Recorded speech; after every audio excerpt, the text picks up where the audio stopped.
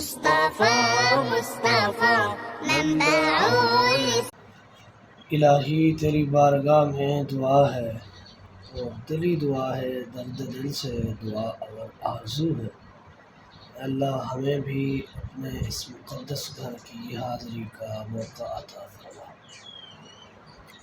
یا الہ العالمین، ذی الحجہ کا مہینہ ہے، اے اللہ اگلے سال اسی مہینے اپنے گھر کی حاضری کا موقع اور سعادت نصیب فرما۔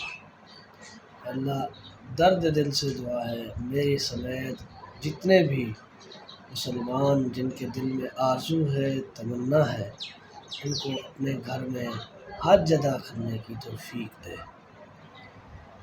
اے اللہ ابراہیم علیہ السلام کی آواز پر لبیک کہنے کی توفیق دے۔